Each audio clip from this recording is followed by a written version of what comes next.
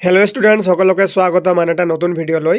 আজি আমি আলোচনা কৰিম ক্লাছ 6-ৰ বিজ্ঞানত থকা 5 নম্বৰ পাঠ আমাৰ চৌপাশৰ বস্তুবোৰ। এই পাঠৰ অন্তৰ্গত অনুশীলনীত থকা গোটেইখিনি প্ৰশ্নৰ উত্তৰ আলোচনা কৰা হৈছে আৰু লগতে তোমালোকক প্ৰশ্নৰ উত্তৰবোৰ অতি চুটিকৈ লিখি দিয়া হৈছে যাতে তোমালোকে সোনকালে পঢ়ি শেষ কৰিব পাৰা। এতিয়া তোমালোকৰ অনুশীলনীত প্ৰথমত কি দিছে, শুদ্ধ উত্তৰৰ গ'লটো সম্পূৰ্ণ কৰা।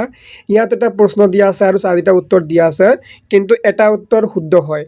যোনটো উত্তৰ শুদ্ধ হ'ব সেইটো ইয়াত কি কৰিব লাগিব, গ'লটো সম্পূৰ্ণ কৰিব লাগিব। এতিয়া প্ৰথম প্ৰশ্নত কি কৈছে যে দ্ৰব্যই যি পৰিমাণৰ ঠাই আগুৰি থাকে তাক কি বুলি কোৱা হয়। ইয়াৰ উত্তৰ হ'ব, মই তলত সুন্দৰকৈ লিখি দিছোঁ। 1 নম্বৰ প্ৰশ্নৰ উত্তৰ হ'ব তোমালোকৰ কি এইটো, চি নম্বৰটো হ'ব শুদ্ধ উত্তৰ আয়তন। এতিয়া 2 নম্বৰ প্ৰশ্নত কৈছে তলৰ কোনবিধ শস্য, কাঠ, কাঁচ, লো, কাগজ, এই 4টাৰ কোনবিধ শস্য। ইয়াৰ ভিতৰত কোনটো হ'ব, বি নম্বৰটো শুদ্ধ হ'ব, এইটো হ'ল শস্য। অৰ্থাৎ যিটো পদাৰ্থৰে আমি কি এইফালৰ পৰা আনফালে দেখা পাওঁ সেইটোক শস্য পদাৰ্থ বুলি কোৱা হয়। চ' কাঁচটো হ'ল শস্য পদাৰ্থ। তাৰপিছৰটো প্ৰশ্ন, তলৰ কোনবিধ অৰ্ধ শস্য। প্ৰথমত দিয়া আছে কাঁচৰ গিলাচ, তাৰপিছত দিয়া আছে দাপন, তাৰপিছত দিয়া আছে তেল সনা কাগজ, তাৰপিছত দিয়া আছে ষ্টীলৰ গিলাচ। এইকেইটাৰ ভিতৰত কোনকেইটা অৰ্ধ শস্য, অৰ্থাৎ আমি অলপ অলপকৈ দেখা পাওঁ। এইটো হ'ব কি তেল সনা কাগজ। তেল সনা কাগজ কি হয়, ইফালৰ পৰা ইফাল অলপ অলপ দেখা পোৱা যেন লাগে। তাৰপিছত পিছৰটো প্ৰশ্নত কি কৈছে যে তলৰ গোটটোৰ পৰা অমিলটো বাছি উলিওৱা। তলত যিমানকেইটা বস্তু দিয়া আছে অমিলটো বাছি উলিয়াব লাগে, যেনেকৈ সোণ, এলুমিনিয়াম, তাৰপিছত কি অপশ্যন দিছে চি নম্বৰত তাম, আৰু কি দিছে বাঁহ। বাঁহটো হ'ল কি অমিল। কাৰণ কি, কাৰণ এ বি চি গোটেইকেইটা হ'ল কি ধাতু আৰু বাঁহটো হৈছে এটা অধাতু পদাৰ্থ। চ' এই বাঁহটো হ'ব অমিল। চ' এইটো হ'ব কাৰেক্ট এনচাৰ। তোমালোকে এইবোৰ লগে লগে কিতাপত দাগ দি ৰাখিবা। এতিয়া তোমালোকৰ 2 নম্বৰত কৈছে তলৰ কোনবোৰ বস্তু পানীত দ্ৰৱণীয় আৰু কোনবোৰ পানীত অদ্ৰৱণীয় লিখা। ইয়াৰ শুদ্ধ উত্তৰ হ'ব, ইয়াত বহুতো কেইটা দিয়া আছে, তাৰ ভিতৰত আমি লিখিব লাগে পানীত কোনবোৰ দ্ৰৱণীয় অৰ্থাৎ মিহলি হয় আৰু কোনবোৰ মিহলি নহয়। আমি গোটেইকেইটা মিলি আমি লিখিম। প্ৰথমত লিখিম যে চেনি, প্ৰথমত দিয়া আছে চেনি। চেনিটো কি পানীত দ্ৰৱণীয়, অৰ্থাৎ এইটো পানীৰ লগত মিহলি হয়। তাৰপিছত দিয়া আছে নাৰিকল তেল, এইটো পানীত অদ্ৰৱণীয়, অৰ্থাৎ পানীৰ লগত মিহলি নহয়। চি নম্বৰত দিয়া আছে বালি, বালিটো কি হয় পানীত অদ্ৰৱণীয়। তাৰপিছত কি দিয়া আছে মৌ, মৌ পানীত অদ্ৰৱণীয়। চকৰ গুড়ি পানীত অদ্ৰৱণীয়। পিঠাগুড়ি পানীত অদ্ৰৱণীয় আৰু নিমখ পানীত অদ্ৰৱণীয়। ঠিক আছে, এইবোৰ বস্তু তোমালোকে লগে লগে লিখি ৰাখিবা। এতিয়া প্ৰশ্ন আছে 3 নম্বৰত যে পদাৰ্থ কি, উদাহৰণসহ ব্যাখ্যা কৰা। আটাইতকৈ ইম্পৰ্টেণ্ট প্ৰশ্ন এই পাঠটোৰ ভিতৰত যে পদাৰ্থ কি। এই পাঠটো তোমালোকৰ পদাৰ্থক লৈয়ে আছে যে আমাৰ চাৰিওপাশৰ পদাৰ্থবোৰ। চ' পদাৰ্থ কি আমি জানিব লাগে, জনাটো খুবেই প্ৰয়োজনীয় আৰু ইয়াৰ উদাহৰণসহ ব্যাখ্যা কৰিব লাগে। উত্তৰ হ'ব যিবোৰ বস্তুৱে ঠাই আগুৰে আৰু যাৰ ভৰ আছে সেই বস্তুবোৰেই হ'ল কি পদাৰ্থ।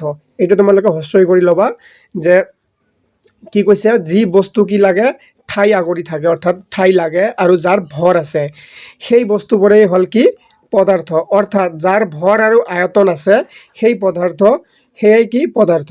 উদাহৰণস্বৰূপে ফুটবল, এটাৰ ভৰ আৰু আয়তন দুয়োটাই আছে, গতিকে ফুটবল কি এটা পদাৰ্থ।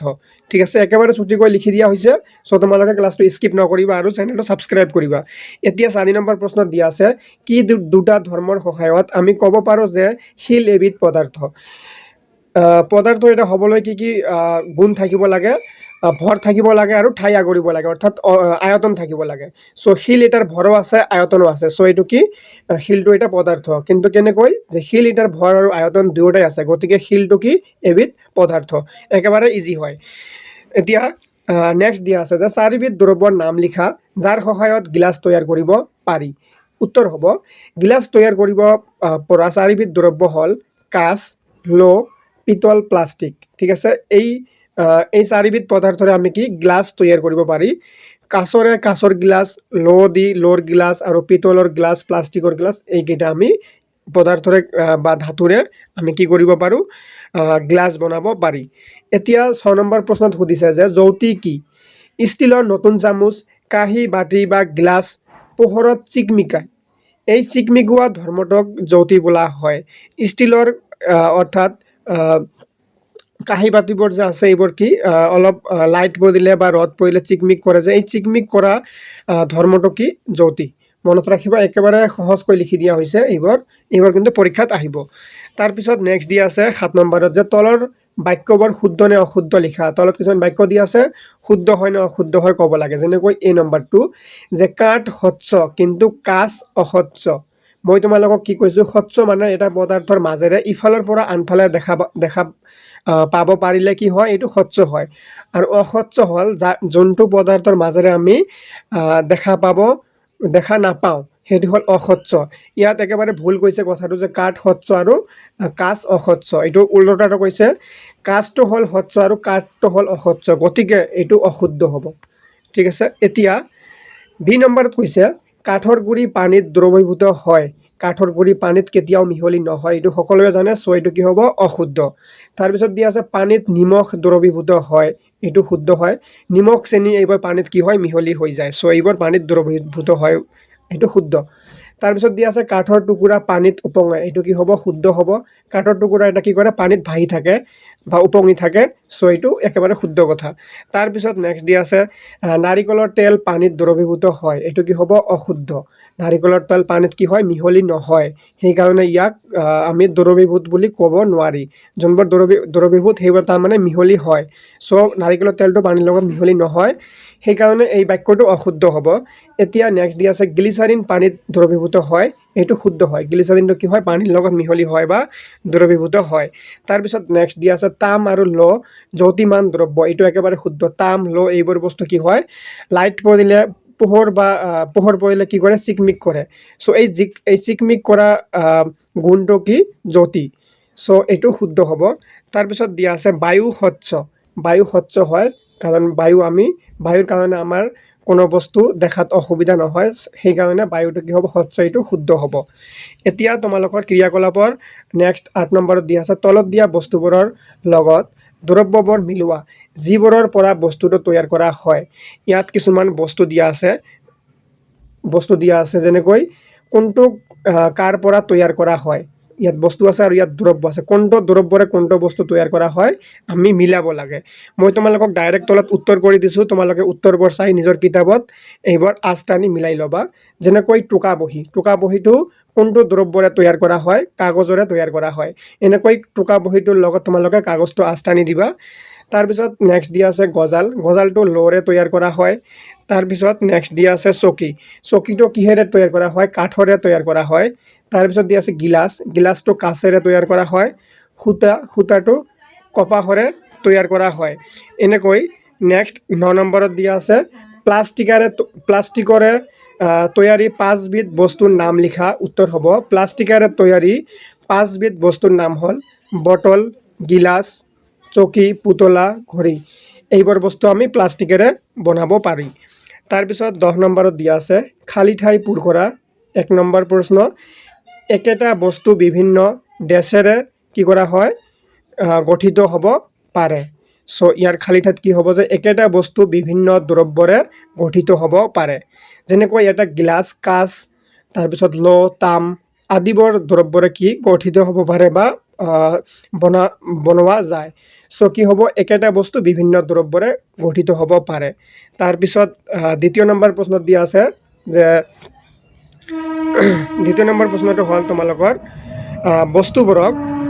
বস্তুবোৰক ভাগ কৰা পদ্ধতিটোক ডেছ বুলি কোৱা হয়। কি কোৱা হয়, বস্তুবোৰ ভাগ কৰা পদ্ধতিটোক শ্ৰেণী বিভাজন বুলি কোৱা হয়। চ' 2 নম্বৰ খালী ঠাইত তোমালোকে শ্ৰেণী বিভাজন লিখি ল'বা। এতিয়া 3 নম্বৰত দিয়া আছে বস্তু এটাত থকা পদাৰ্থৰ পৰিমাণেই হ'ল বস্তুটোৰ ভৰ। ঠিক আছে, বস্তু এটাত থকা পদাৰ্থৰ পৰিমাণেই হ'ল কি, বস্তুটোৰ ভৰ।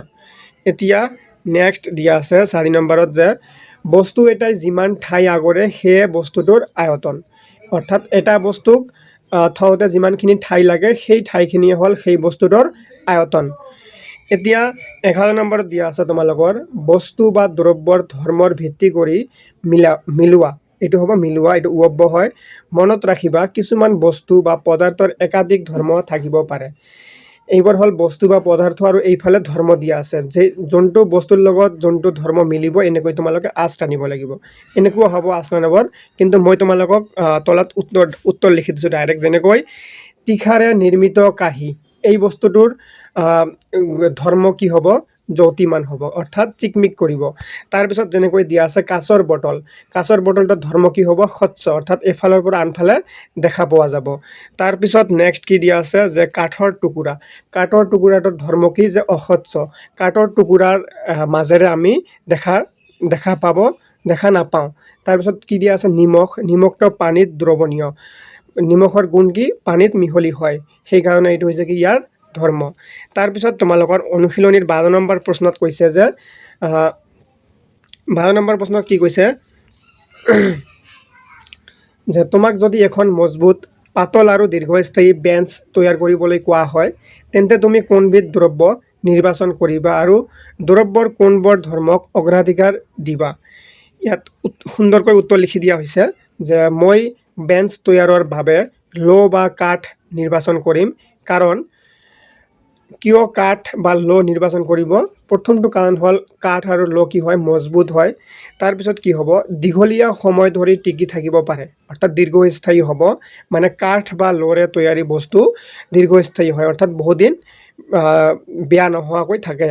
তাৰপিছত দিয়া আছে পৰিষ্কাৰ ৰূপত আকাৰ দিব পৰা যায় অৰ্থাৎ যেনেকৈ ইচ্ছা সেনেকৈয়ে ডিজাইন কৰি বনোৱা যায় লো বা কাঠৰ বস্তুবোৰ। এতিয়া 13 নম্বৰ প্ৰশ্নত সুধিছে তোমালোকক কিছুমান দ্ৰব্য গোটাই লোৱা যেনে বালি, নিমখ, নেমু ৰস ইত্যাদি। এতিয়া এটা গিলাচত পানী লৈ এটাকৈ মিহলাই চোৱা কোনবোৰ বস্তু পানীত মিহলি হয় এখন তালিকা বনাই লিপিবদ্ধ কৰা। কি কৈছে বালি, নিমখ, নেমু ৰস এইকেইটা বস্তু পানীত মিহলি হয় নে নহয় এখন তালিকা বনাব লাগে। যেনেকৈ পানীত কি মিহলি হ'ল আৰু পানীত মিহলি নহ'ল বুলি এখন তালিকা বনোৱা হৈছে। প্ৰথমত দিয়া আছে কি নিমখ, নেমু ৰস, চেনি এইবোৰ কি পানীত মিহলি হয় আৰু বালি, তেল, শিল এইবোৰ পানীত মিহলি নহয়। এতিয়া তোমালোকৰ পাঠৰ শেষৰটো প্ৰশ্ন 14 নম্বৰত দিয়া আছে।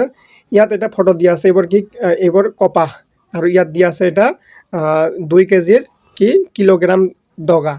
ঠিক আছে, এতিয়া তোমালোকক এই তলত দিয়া কি আছে ছবিটো চাই কি কৰিব লাগে ওপৰৰ ছবি দুটা তলৰ তুলা চনিখনৰ সঠিক স্থানত অংকন কৰা। ইয়াত যেনেকৈ এইফালে কি আছে তললৈ গৈ আছে আৰু এইফালে ওপৰলৈ উঠি আছে। চ' তোমালোকে কি কৰিব লাগিব ইয়াত 2 কেজিৰ দগাটো উঠাই দিব লাগিব আৰু এইফালে কপাহটো দিব লাগিব। ইয়াৰ ভৰটো বেছি সেইকাৰণে এইটো তললৈ যাব আৰু কপাহৰ ভৰটো কম সেইকাৰণে এইটো ওপৰলৈ যাব। চ' তোমালোকে এইটো ঘৰত নিজে আঁকি এবাৰ প্ৰেক্টিছ কৰি ল'বা। এনেকৈ তোমালোকৰ এই পাঠৰ অন্তৰ্গত অনুশীলনীত থকা গোটেইখিনি প্ৰশ্নৰ উত্তৰ আলোচনা কৰা হ'ল। আশা কৰিছোঁ তোমালোকে ক্লাছটো বুজি পাইছা। বুজি পালে লাইক কমেণ্ট কৰি শ্বেয়াৰ কৰি দিবা। ধন্যবাদ সকলোকে।